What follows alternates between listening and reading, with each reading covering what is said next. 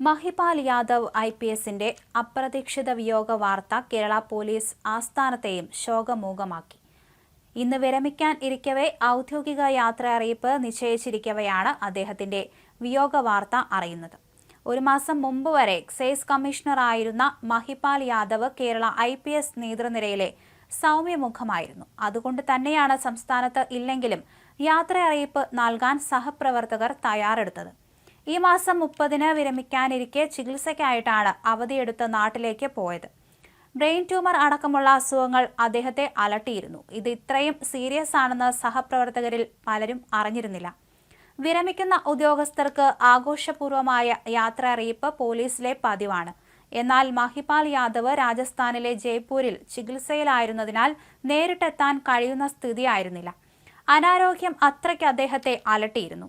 അതുകൊണ്ട് തന്നെയാണ് ഓൺലൈൻ യാത്ര അറിയിപ്പ് എന്ന തീരുമാനം കൈക്കൊണ്ടതും. ഇന്ന് വൈകുന്നേരം 4 മണിക്കാണ് യോഗം നിശ്ചയിച്ചിരുന്നത്. DGP അടക്കമുള്ള ഉദ്യോഗസ്ഥർ പോലീസ് ആസ്ഥാനത്തെ ബോർഡ് റൂമിൽ ചേരുന്ന യോഗത്തിൽ പങ്കെടുക്കുമെന്ന് അറിയിച്ചിരുന്നു.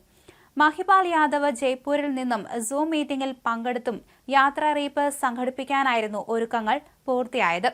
ഇതിന്റെ മീറ്റിംഗ് ID-യും പാസ്വേഡും ഉദ്യോഗസ്ഥർക്ക് നൽകുകയും ചെയ്തു. ഈ രീതിയിൽ പരിപാടിയുടെ ഒരുക്കങ്ങൾ അവസാന ഘട്ടത്തിൽ എത്തി നിൽക്കുമ്പോഴായിരുന്നു മരണവിവരം ബന്ധുക്കൾ ഔദ്യോഗികമായി അറിയിച്ചത്. ഇതോടെ പോലീസ് ആസ്ഥാനത്തേക്കും ആ ദുഃഖം പടർന്നു. 1997 ബാച്ച് IPS ഓഫീസറാണ് മഹിപാൽ യാദവ്.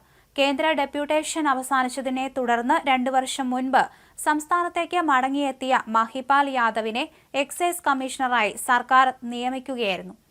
S. ആനന്ദകൃഷ്ണൻ വിരമിച്ച ഒഴിവിലായിരുന്നു നിയമനം. എന്നാൽ ഒരു മാസം മുൻപ് ബ്രെയിൻ ട്യൂമറിനെ തുടർന്ന് അവധിയിൽ കയറുകയായിരുന്നു. കഴിഞ്ഞ മാസം അവസാനം മഹിപാൽ യാദവ് അവധിയിൽ പോയ ഒഴിവിൽ ADGP MR അജിത് കുമാറിനെ എക്സൈസ് കമ്മീഷണറായി സർക്കാർ നിയമിച്ചിരുന്നു.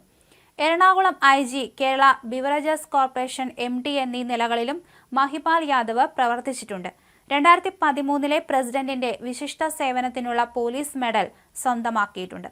ആൾവാർ സ്വദേശിയായ ഇദ്ദേഹം CBI-യിൽ സേവനം ചെയ്യവേ അഗസ്റ്റ വെസ്റ്റ്ലാൻഡ് ഹെലികോപ്റ്റർ അഴിമതി, സമാജ്വാദി പാർട്ടി തലവനായ മുലായം സിംഗ് യാദവിന്റെ അനധികൃത സ്വത്ത് സമ്പാദനം എന്നീ സുപ്രധാന കേസുകൾ അന്വേഷിച്ചിട്ടുണ്ട്.